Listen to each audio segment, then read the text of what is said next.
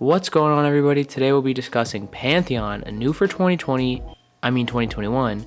Oh wait, 2022 roller coaster. Yes, this ride has been delayed time and time again, but we finally have an official opening month, which is March of 2022. In today's video, I'll be starting a series where I look at new rides and make predictions on just how good they'll be. Expectations are extremely important when going on new rides, so I'll help you set them as well as looking at Pantheon's possible effects in the industry and in the parks of Virginia. It feels like a while since this ride has been talked about, and just because it's been delayed a few times, well, maybe more than a few, but that doesn't mean it won't be a great ride. If you go on to enjoy this video, make sure you smash the like button and subscribe for more future coaster content. And now, without further ado, let's get into the video.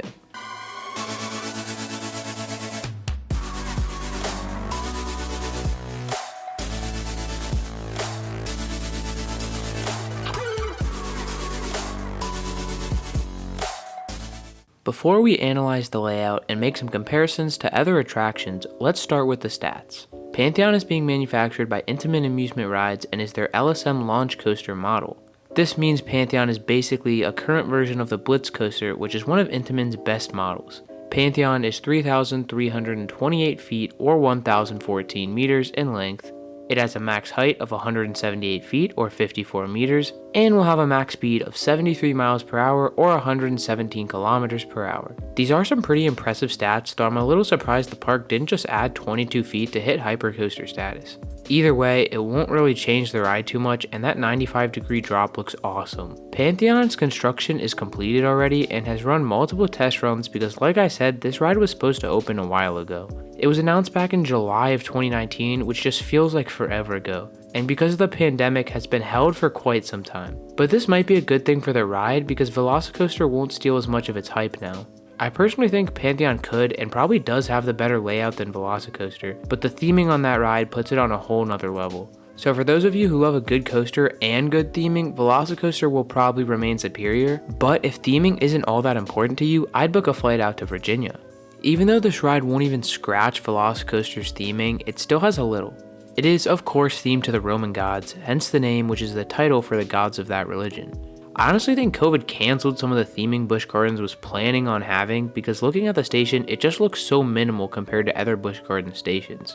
I was hoping for maybe like a Parthenon type building as the station and some other Greek/Roman structures around the ride, but there doesn't really appear to be any, which just seems like a missed opportunity. We can maybe expect a little theming in the queue, but nothing too crazy. I don't think this ride necessarily needs a ton of theming, and it is a pretty darn good coaster for BGW either way. I have some theories on Pantheon and why it means a ton in terms of the Virginia Coaster War, but before we talk about that, let's go over the ride experience. First off, you'll board these freaking awesome trains that look so good flying through the layout. They have 10 rows of 2 across seating, which is a total of 20 riders per train. This is actually 2 less rows than Velocicoaster, so it might cause the back to be a little less insane than the back row on that ride. These are the trains Intamin's used on rides like Terran, Taiga, and Velocicoaster, and they're supposedly very comfortable. You'll depart the station and go left into this slow S-bend-like maneuver. This leads you into your first LSM launch. Now, the launches on Velocicoaster are considered good by many, but nothing particularly crazy, so I wouldn't go in expecting these to meet the likes of Storm Runner or Dragster. Nonetheless, it'll probably be a pretty good launch that leads you into your first of 2 inversions, a nice floaty 0G roll. This will probably give some hang time and a lot of that fun floaty feeling. You then go right into 2 off-axis hills.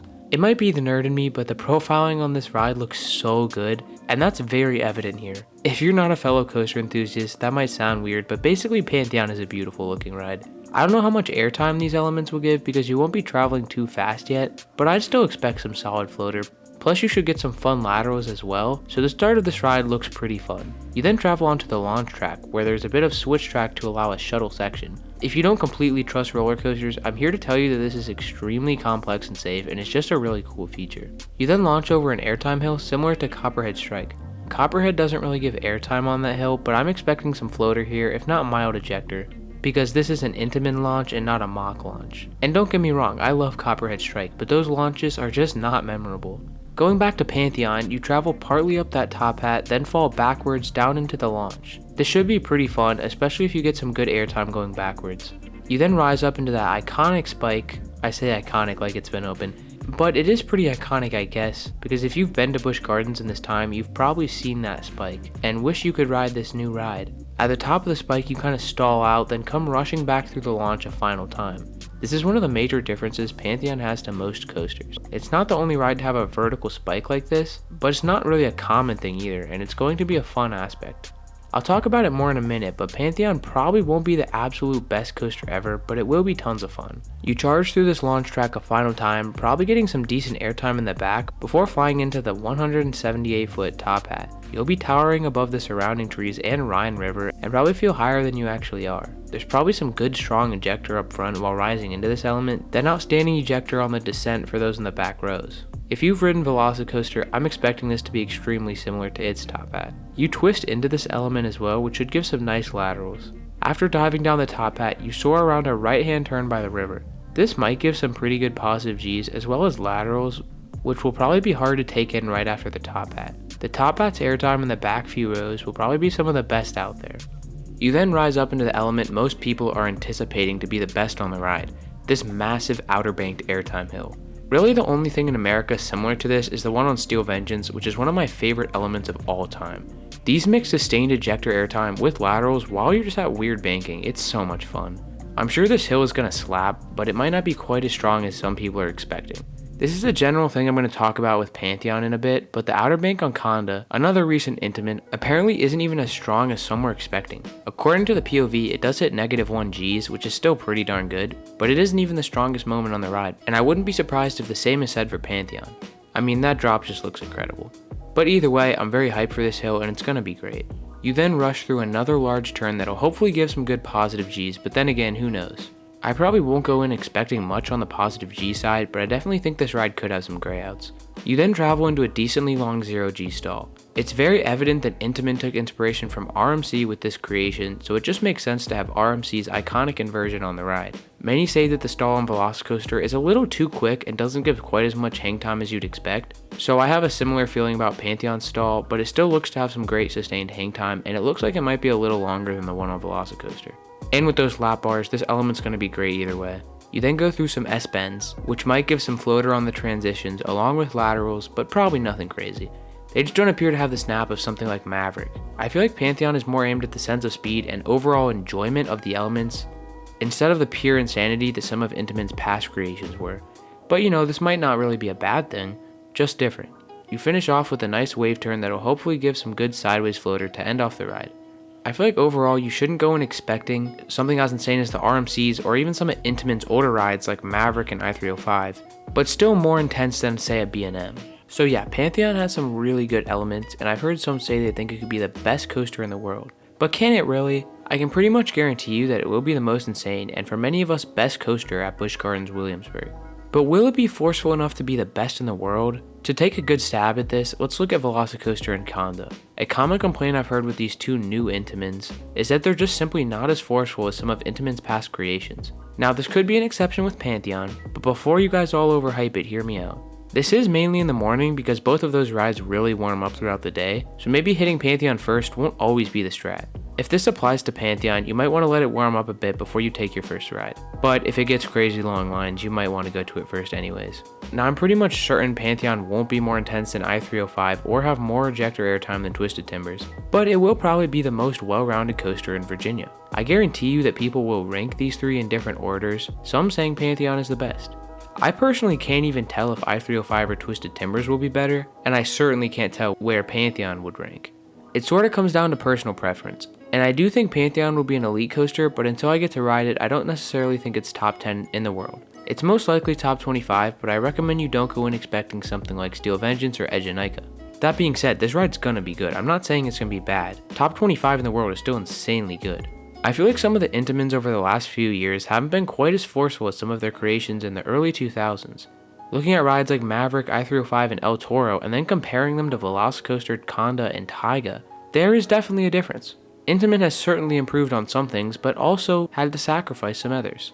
And I haven't heard too many people talking about this, but Intamin seems to be changing a little bit, and this isn't necessarily bad. I still think Intamin is the second, if not the absolute best manufacturer in the game, but they're just shifting a little bit in terms of how they do layouts. Those first three coasters I mentioned are some of the most powerful and forceful rides out there, and the latter three are still really good and really fun, but not quite on the level of the older ones, force-wise at least. Intamin's newer coasters are more comfortable and well-rounded for sure, but I don't think Pantheon's going to have as strong of airtime as Maverick or El Toro. I just don't see it. Now, I could be wrong, and we won't truly know how good Pantheon is until it opens, but I have a hunch that some people are going to overhype this ride. It probably will have good forces that are stronger than most, fun launches and speed, and an overall polarizing layout. But so that you don't overhype it, don't expect this thing to be the best coaster in the world, and you'll probably be pleasantly surprised. Like I said, I wouldn't be surprised if it is the best coaster in Virginia, especially if it does have some grayouts and that good ejector airtime. But if you're a huge ejector guy, Twisted Timbers is going to be your favorite, and if you're a huge positive G-Force guy, i305 is going to be your favorite. It's simple as that. Bum, bum, bum, bum, bum, bum. Busch Gardens Williamsburg, or BGW for short, is widely considered one of the most beautiful parks in the country with a very good coaster lineup. They have inversions with Alpengeist Griffin and Loch Ness Monster, an intimidating floater machine with Apollo's Chariot, and two great family coasters with Verbolten and Invader. Invadar? I really don't know Busch Gardens, like what is that name? They have a few more good coasters and it's honestly a pretty awesome lineup. BGW has, or should I say had, a major gap with enthusiasts though, in the sense that they didn't have an ultra elite roller coaster. They don't have much ejector airtime or a crazy wild ride in general, but Pantheon fills that gap really well. It's definitely worth going to Busch Gardens next summer, and I highly recommend you guys go out to ride this. Remember, it opens in March. I'm hoping to find myself in Virginia next summer, and I'm really hoping to get on this new ride. Also, I didn't talk about it much, but rides like Velocicoaster and Conda have seemed to be a lot more reliable than some of Intamin's past attractions, so hopefully Pantheon doesn't go down that often. Before we start talking about the Virginia Coaster War, my main point is that Intamin seems like they are getting more reliable and comfortable, which may cause them to return as one of the major manufacturers with Cedar Fair and Six Flags, especially if they can get those prices down a bit. But they won't be quite as forceful and as insane as they used to be. But then again, we don't know. This is kind of just a theory. So what does Pantheon mean for the Virginia Coaster War? If you're new to the coaster community, you might not know what I'm talking about, so I'll quickly fill you in. Kings Dominion is another large park located just over an hour away from Busch Gardens. The two are always competing with each other. For example, Kings Dominion is one of the few larger Cedar Fair parks without a B&M Hyper or invert. Yet they have a Giga, so Cedar Fair isn't afraid to invest in them, at least they didn't used to be. Conveniently enough, BGW has both an invert and a Hyper, so that just kind of proves that they play off each other, and don't invest on the coasters that the other one already has. Busch Gardens is certainly the prettier park, but Kings Dominion has been known to have the better coasters. But is this statement true as of late? BGW definitely seems to have the balls in their court since Kings Dominion recently removed its most popular coaster amongst the general public in Volcano the Blast Coaster. Cedar Fair has been giving less and less love to Kings Dominion ever since i305 proved to be too intense for most guests. They didn't get their return on investment or ROI, which caused Kings Dominion to shift more towards the mid-tier of Cedar Fair parks. On the other hand, Busch Gardens' parent company, SeaWorld Entertainment, has been going crazy with its amazing coaster investments over the last 10 years. If and when SeaWorld recovers from the pandemic, I'd expect even more big things for Busch Gardens. One major thing Kings Dominion could use right now is a modern launch coaster. This is exactly what Pantheon is, and if Kings Dominion adds something like a Vekoma or Mach to replace Volcano, it almost certainly won't be as good as Pantheon. This is just kind of a genius move for Busch Gardens. They get their elite coaster, and Kings Dominion can't add a coaster that they really need. The perfect model for Kings Dominion now, in my opinion, is the Mach Extreme Spinner, but I don't know if Cedar Fair is willing to pay that kind of money for Kings Dominion. That would be unique enough and give them a launch coaster. A launch coaster doesn't even make the most sense for Busch Gardens, seeing as they already have Tempesto and Verbolten. These aren't crazily better than Flight of Fear or Backlot Stunt Coaster, and certainly don't even touch Pantheon, but Busch Gardens still had the better launch coasters between Kings Dominion and them. I doubt beating Kings Dominion is the only reason BGW has added these and now Pantheon, but it's almost like they look at Kings Dominion's lineup and choose what coasters they could get to be better.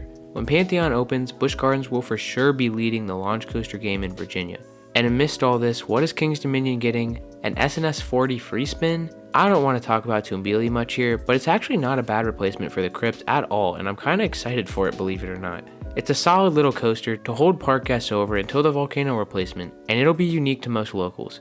And don't think I'm bashing Kings Dominion here. I actually hate when people play down Kings Dominion because it looks like an incredible park. Pantheon could be the best coaster in Virginia, but I'd actually be a little surprised if it's better than Twisted Timbers and i305. I really hope both Virginia parks keep thriving, and that Pantheon just brings in some more healthy competition, and that we see a good Volcano replacement in the next few years. In conclusion, Pantheon looks like an ultra elite roller coaster, but I don't think it'll be the absolute best in the world. Like I said, probably top 25, but hey, I love surprises. One thing I've learned with major coasters is that overhype can ruin your first few rides on them, so be careful guys. I'm not saying don't get excited, just try not to expect the world's best if that makes any sense. This actually happened to me with Steel Vengeance, and it wasn't until my third ride that I really saw it for how good it was, not just the things people said about it. If you guys enjoyed this video, make sure you let me know in the comments, and let me know what other new rides you would want to see a similar video for. Also let me know what you think of Pantheon. As always, keep riding coasters, stay safe, and I'll see y'all in the next one. Peace!